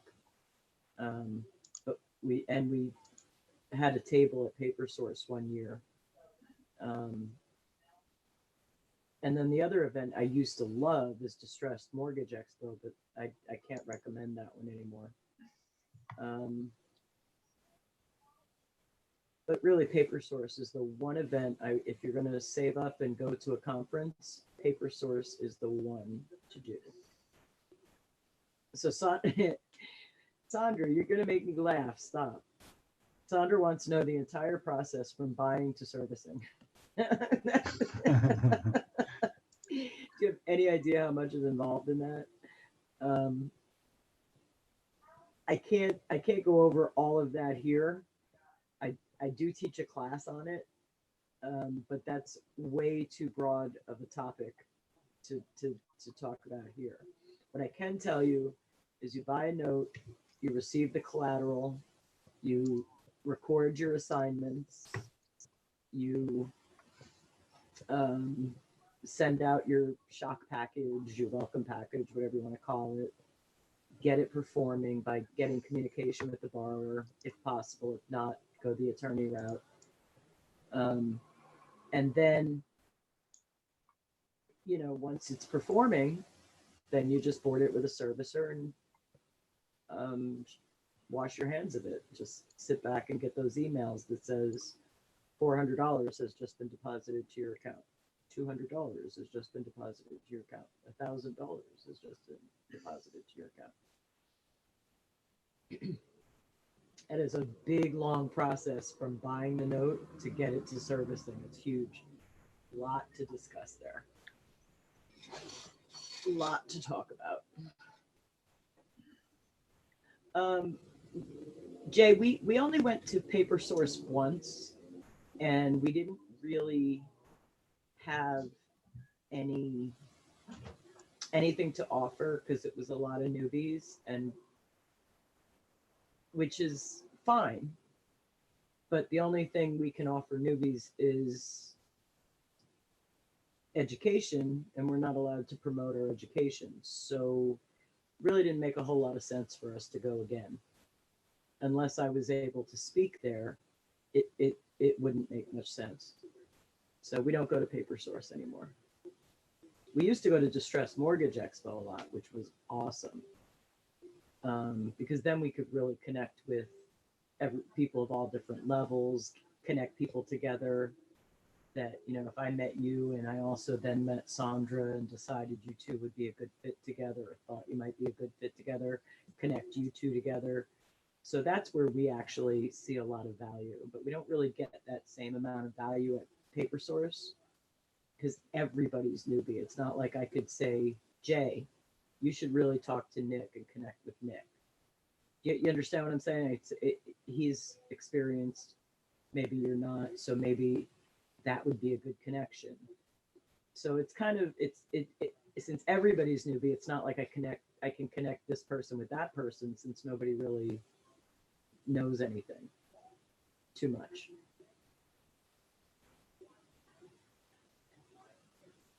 Is that for performing notes as well, or is that a very different process? So performing notes are sort of like a do nothing kind of thing. You just kind of board it with the servicer, like do your assignment and board it with the servicer, and you're kind of done there. You just sit back and collect the money. So performers are very passive, until such a point if they ever become delinquent again. Right? If then it becomes not so passive. If you have it in your self-directed IRA, and here's the kicker, you're not allowed to work it yourself. If it's a passive performing note that goes delinquent in your self-directed IRA, you're not allowed to work your own notes in a self-directed IRA. Not allowed.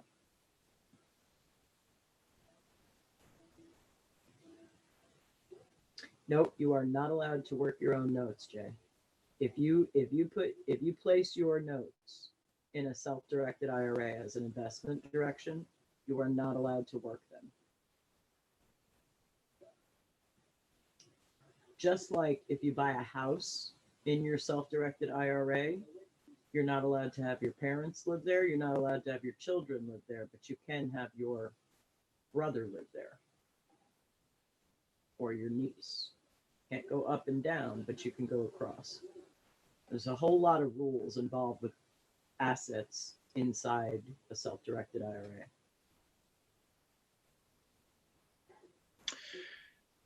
Kathy, I'm going to have to leave you for the evening. You're leaving me already? I wish you well. Yeah, get better. Thank you, sir. Talk to you soon. We have to wait for meatballs to open because we got to go. Jay says goodbye to you as well. True. Thanks, Jay. Take care.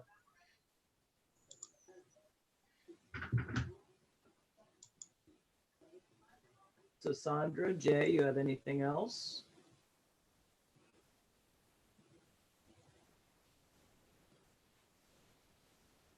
Oh, Sandra gave us a like. I like that. Thank you. Well, I'm not leaving, Sandra. Nick left. I'm still here.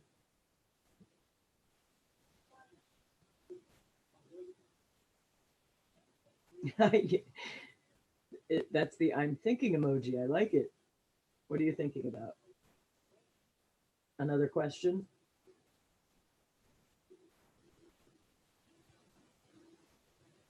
How has your business been affected with the pandemic?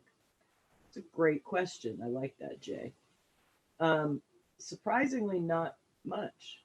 Like I said, we had already determined a forbearance program for any borrowers who reached out to us and said they were having trouble. And we've only had one or two borrowers take us up on it. And basically, we just won't collect their payment for a few months. And then they'll hopefully get back on board. So surprisingly, it hasn't actually affected us that much.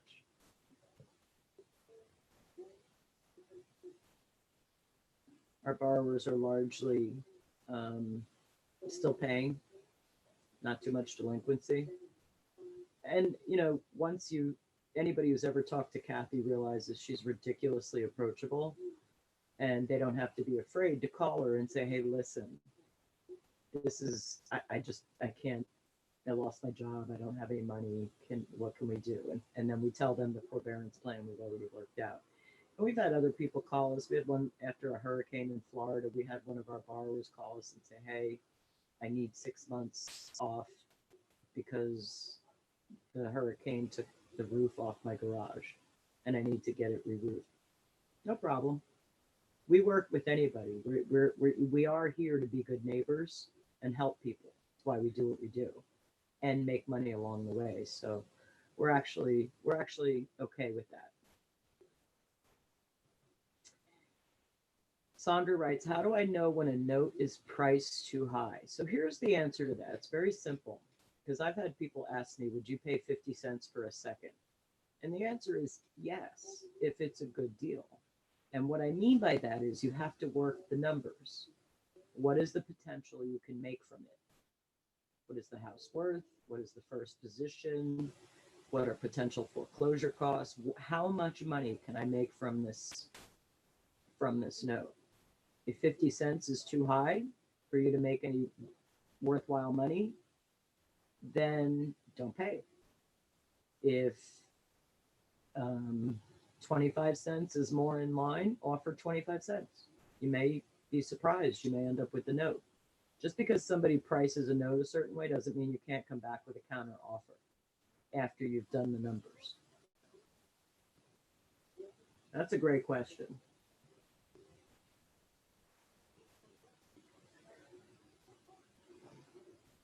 You just basically have to put all the numbers together.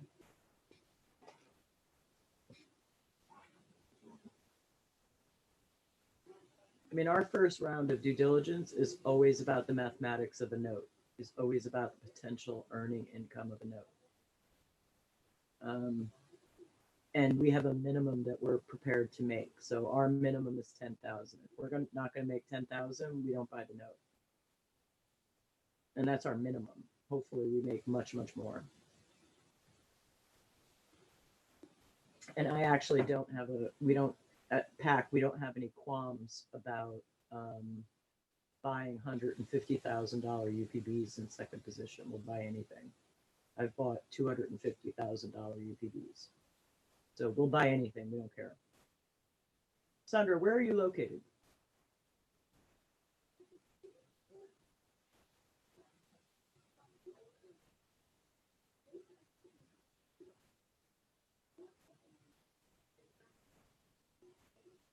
Sandra?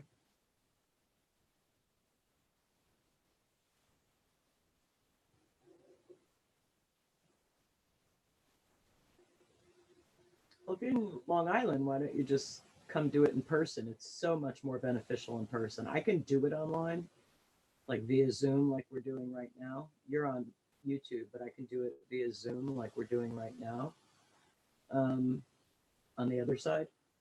But it's so much more beneficial in person, truly.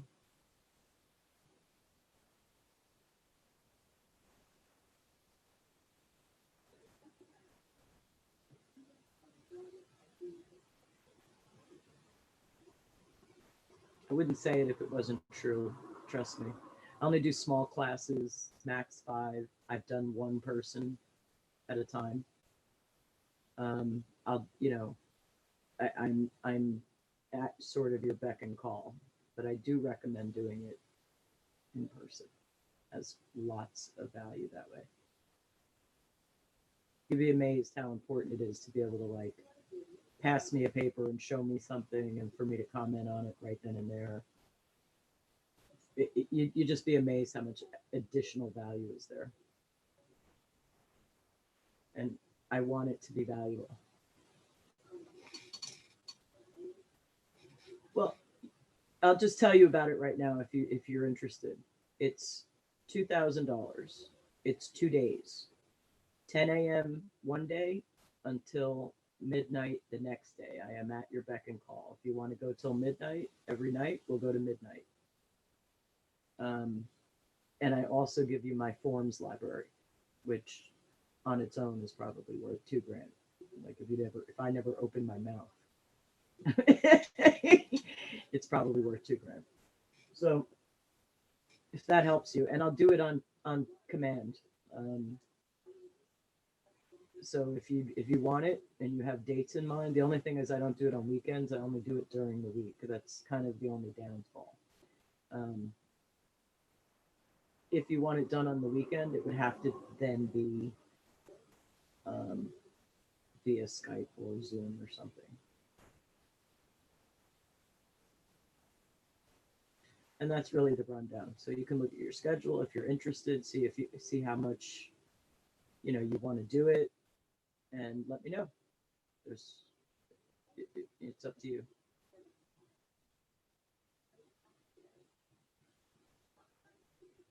Jay, you got any other questions? Sandra? No, I'll talk about first position as well. And I'll show you the difference between the two. So anytime there's a difference in something I'm showing you, then I'll say specifically for first, this is how it works. Specifically for seconds, this is how it works. Because there are nuanced differences between the two. So you'll definitely get both ends of the stick there. I personally only buy second position notes. I have bought firsts. I bought like 6 firsts just to like test the waters, maybe 7, just to test the waters, determined I couldn't stand them. Doesn't mean I don't know how they work, because I do.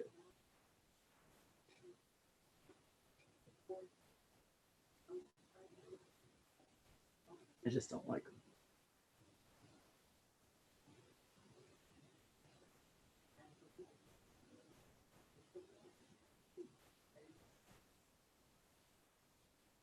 Oh, well, thank you so much.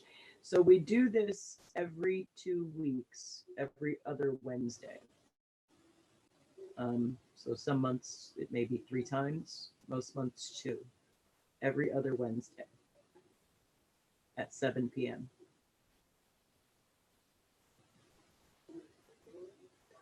Jay, you got anything else? Here's a thought. You are like an insurance policy for your customers. That's right. I like that, actually. I like that. That's actually a good slogan. But really, to be quite frank, and PAC takes this very seriously, is to be good neighbors. One of the reasons we do what we do is to keep people in their homes and share the discount with them.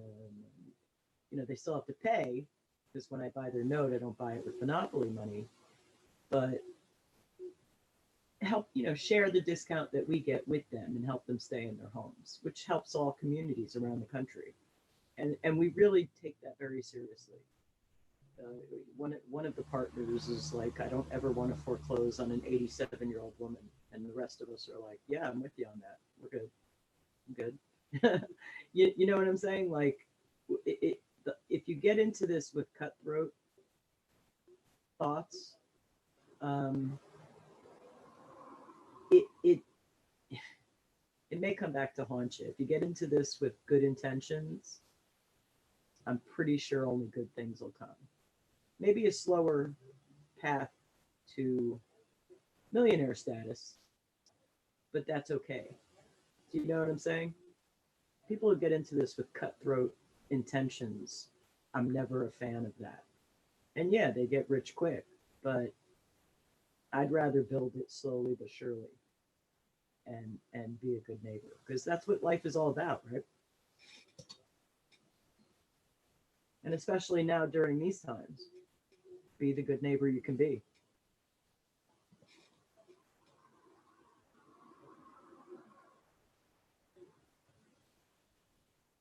But I like that. You're an insurance policy for your customers. It's very cool. It's very cool.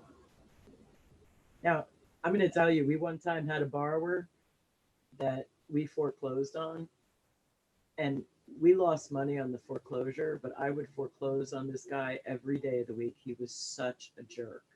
He would actually call us and say vile, nasty things to us. Vile, vile things. I can't even say them. They're so vile.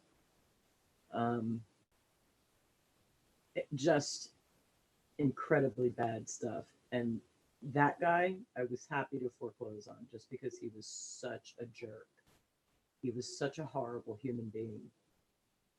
So emotion does, and I lost money on it because I had to pay to foreclose and there wasn't enough money in equity. I totally lost money. So sometimes emotion does get the better of you. We are all human. It's probably not the best move to make business-wise, but still, this guy was so vile. He was just horrific. He would say incredibly sexual things that were just nasty and vile. And so, I mean, yeah, sometimes emotion does get in the way, and I'm human. I let it go too far, but it happens. And I'm actually sorry about it now, but at the time I was in it. Sandra says, do you have to speak to them in a process like that? Well, yeah, because we're trying to collect money from them. We're trying to get them on a payment plan, a forbearance plan. So we do have to talk to them. In this particular case, we were foreclosing just because we couldn't get them on the phone. He wouldn't talk to us. Some people do the head in the sand kind of thing. And it's unfortunate for them, because the best thing that ever happened to them really is for their note to fall into our hands, because we really do want to work with them. I mean, we have a woman out in California. She's an older lady on a fixed income, and she pays $25 a month. That's it. What do we make on that? After paying FCI, we make $10 a month on that. But that's what she can afford. So we're happy to work with her. The reality is she's an older lady, and when are we going to get our money? We're going to get our money, and this is the unfortunate part, once her house goes into estate sale. And we're happy to wait. And she pays us her $25 a month just to keep her loan open and current. And we're happy to do that for her. And that's what I mean by being a good neighbor and working with people. If she was like 40, we wouldn't have the same deal. But because she's an older lady, we're happy to do it.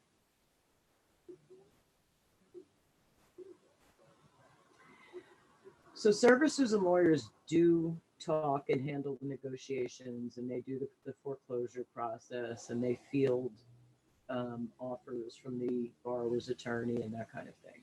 In this particular case, we weren't calling him. He was actually calling us. And because we already had him boarded with an attorney, and we generally don't speak to borrowers once we board them with attorneys, he was calling us out of the blue and leaving horrific messages on our answering machine. Horrific messages. And again, I can't even repeat them. They were so vile.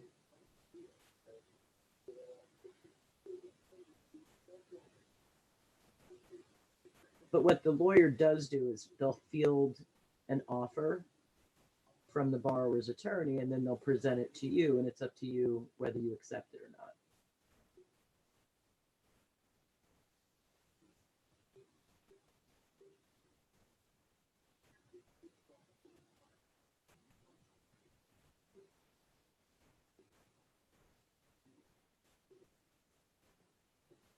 So you guys have anything else you want to talk? What do you, we could talk about any topic. I'm a chatty Cathy. I know you're here for notes, but I think we ran the gamut, didn't we?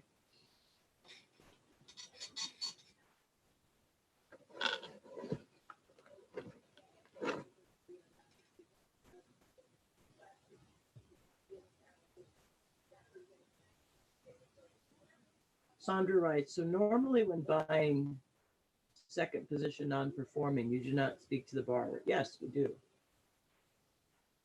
We speak to the borrower up until the point we decide we're going to foreclose. Bear in mind, when PAC decides it's going to foreclose, it's never with the intention of taking it to full foreclosure. We have done, but it's never our intention. When we foreclose, it's strictly to get to the borrower to realize we're serious and that we would just like to talk to them and see what we can negotiate. So we always speak to the borrower initially. Then we determine if the borrower is, gone dark and we can't find them, or they're not answering calls, or et cetera, et cetera. Then we will board it with an attorney and send a demand letter. And so it's never with the full intention of foreclosure. It's always just to bring them to the table and to talk to us.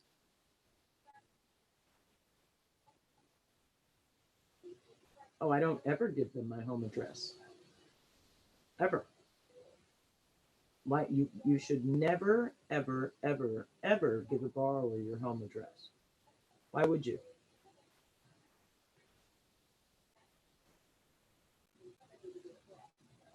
Do you have a company set up, Jay? Yeah, so why is it your home address that your company is? Yeah, so don't ever give them your home address. See that address that's on the screen right now, 30 Knightsbridge Road? That's a virtual office that we have. Costs, I don't know, $200 a month. That's our address where we receive mail. So you never, ever, ever give a borrower your home address.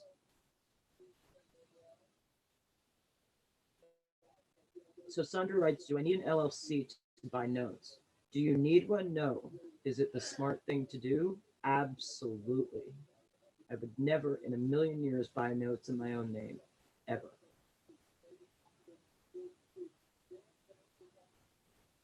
Ever. Ever.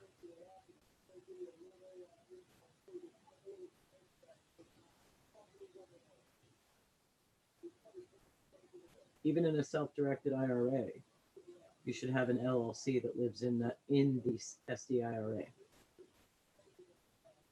And anything that goes in doesn't go to the SDIRA, it goes to the LLC, which lives inside the SDIRA. You understand?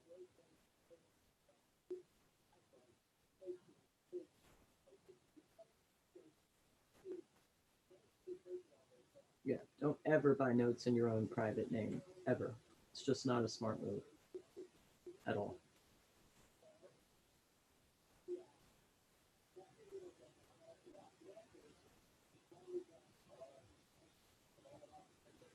Yeah, because not for nothing, you could initiate a foreclosure. Now, you know in your heart that you're not looking to actually foreclose, but they don't know that. If you give them your home address, you may get a visit in the middle of the night. You know what I mean?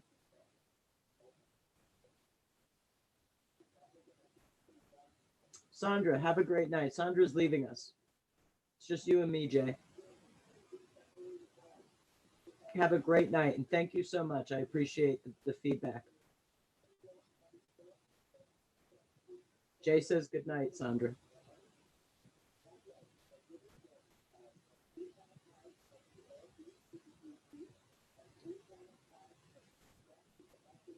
So it's just you and me, Jay. You got anything? I'm all yours.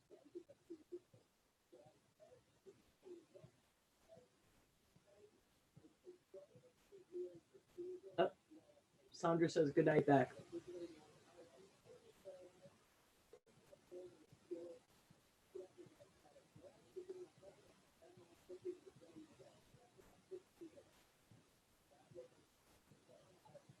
Anything else?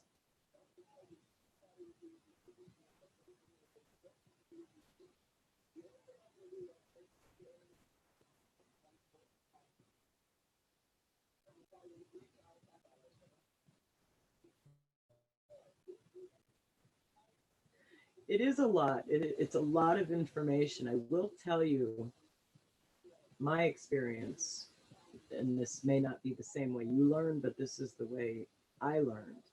Kathy and I, we never took any classes or anything. We just bought notes and immersed, and we learned as we went along. I know that sounds crazy, but that's exactly what we did.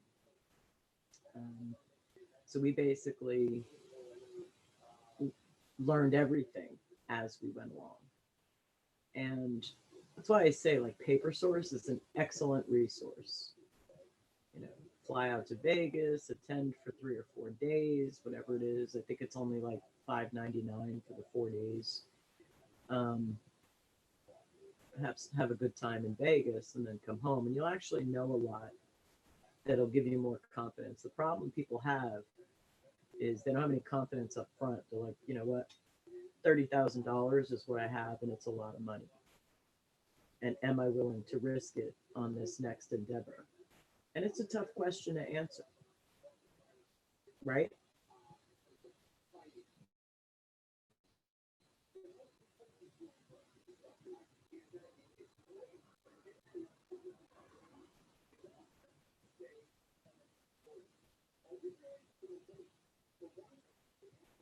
Yeah, it's 2,000 for 2 days, but I'm at your beck and call from 10 a.m. on one day until midnight the next day.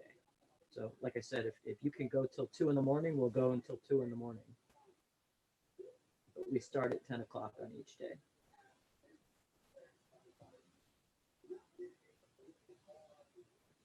And I mean, I have to say, I think it's pretty good value in terms of the forms library and all of that. But you're close to me, so just for your own edification, it is way better in person. Crazy good in person.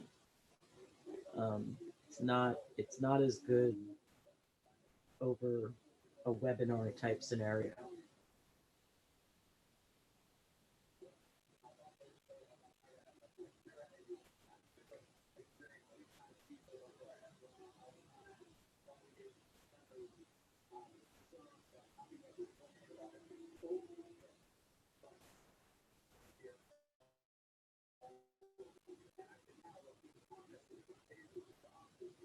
Yeah, I do the 2 days sort of on demand. Like if you know that you're free Tuesday and Wednesday, second week in June, I'd be happy to do it Tuesday and Wednesday, the second week of June, even if you're the only person there.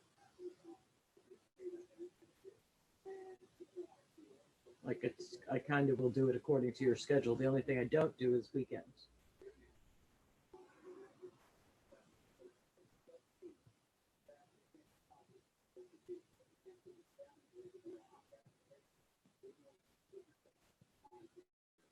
You want to do the same class a second time in July?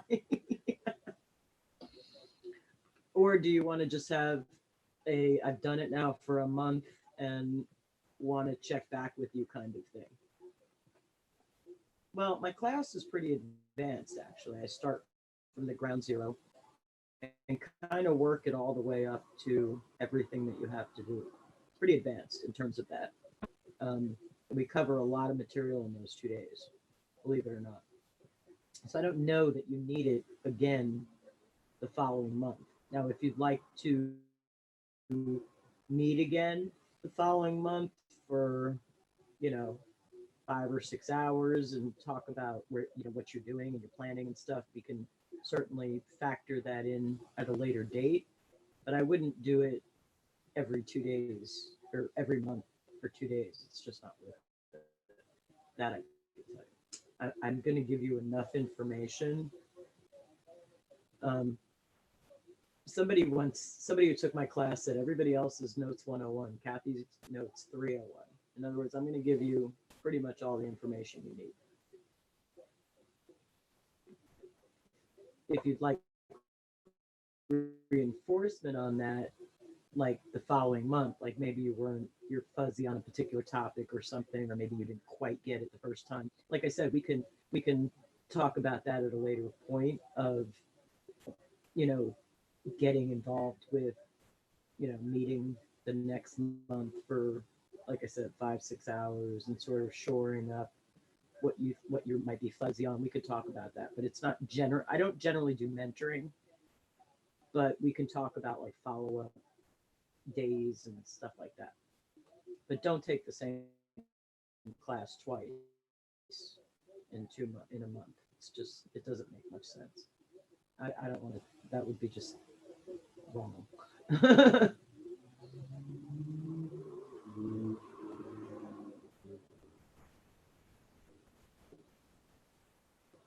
Well, all right. Do you have anything else for me?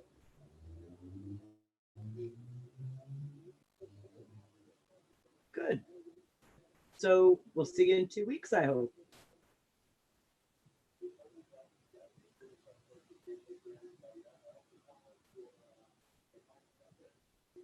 Do I want a logo? I have a logo. You want to see my logo? My logo is the Capitol building. You see it?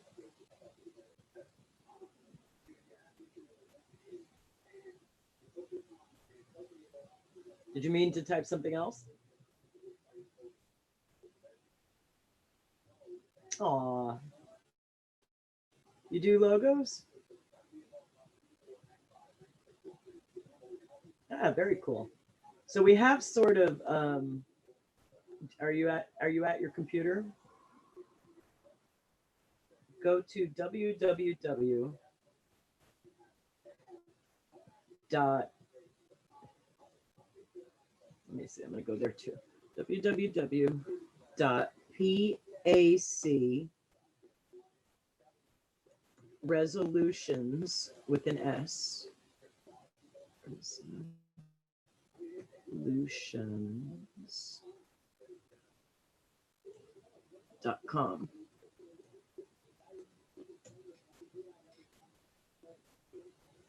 Oh, I put PCC. I meant to put.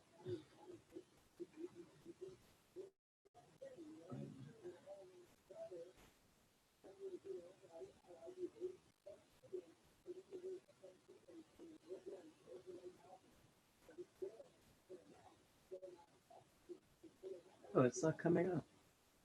Well, that's interesting. Why is it not coming up?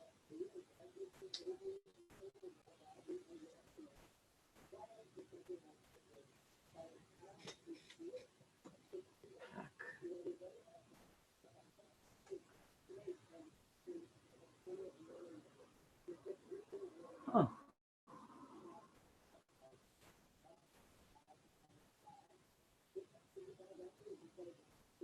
Oh, there it is. Okay. Do you see it? PACresolutions.com.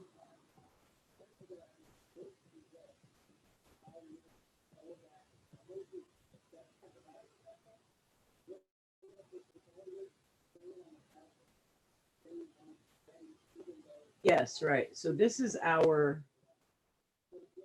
This isn't a real company. It's not even a DBA. It's just a place where borrowers could go to get information on uh, how to work out a loan. But you see that little house up there? That's our happy logo for the borrowers. Can you do something better?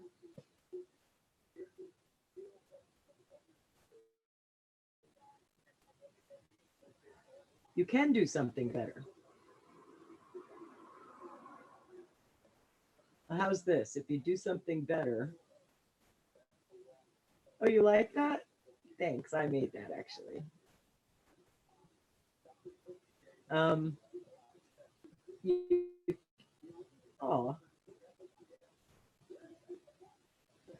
no, I actually ripped it off and then changed it somewhat. I added like the smoke to the chimney. I changed the line on the bottom to the squiggly. I added the color to the house. I'm not that creative. Actually, artistically, I can copy anything, but I have zero creativity. Like I can't come up with something out of my head. Like it's impossible.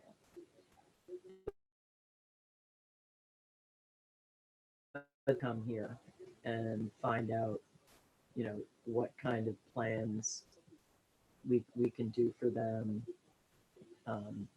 Get to know us, that we're not a horrible big bank. We're actually here to help them. Um, you know, it's kind of nice, kind of a nice website in terms of letting people know we're not the big bad bank.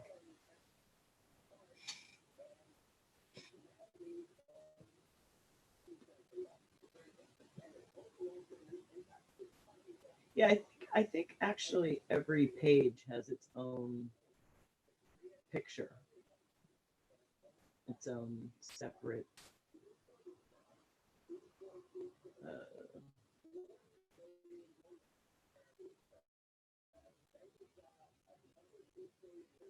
yeah, every page except the contact page has its own separate picture.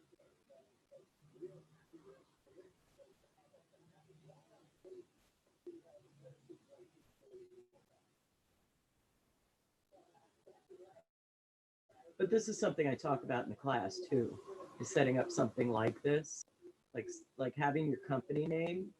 And again, this isn't an actual company. This isn't a registered company. It's just it's our face to the borrower. It's just pack and then resolutions. So it's not it's not really designed. It's not illegal to do something like this because PAC is a real company,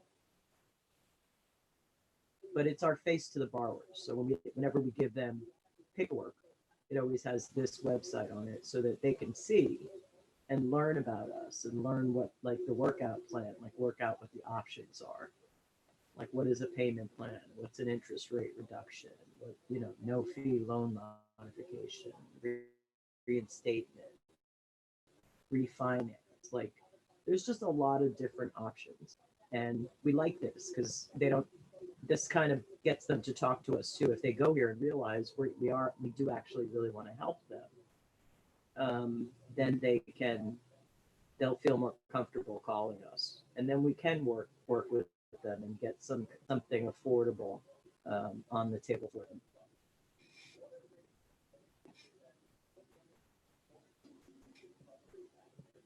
And I talk about this in the class. I think everybody should set up something like this. Because if you go, the other side to it is if you go to paper assets capital, then it's all business. You know what I mean?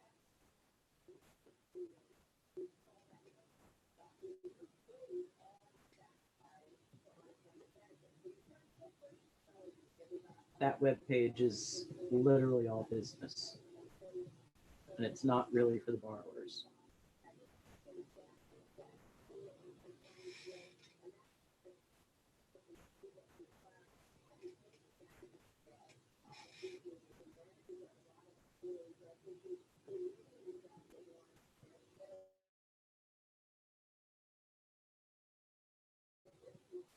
Huh. Nice.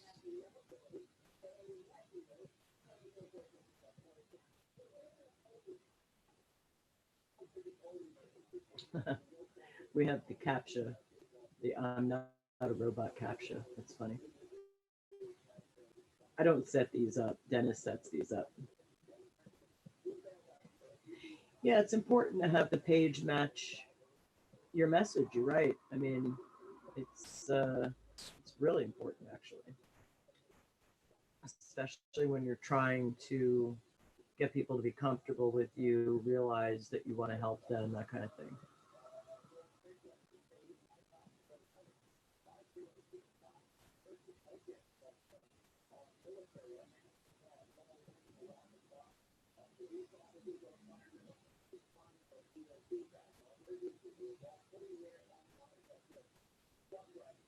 All right, Jay, you have a great rest of the night. It was great having you, and I hope to see you again in 2 weeks.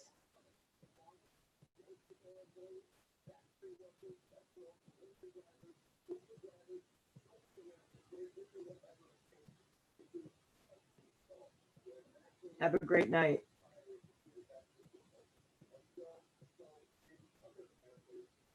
I wish you well too. I wish you well too. It's a tough time, and like I said, be good neighbors to each other, and all will be well. And by being a good neighbor, all you have to do is stay in your house. That's being a good neighbor. Believe it or not.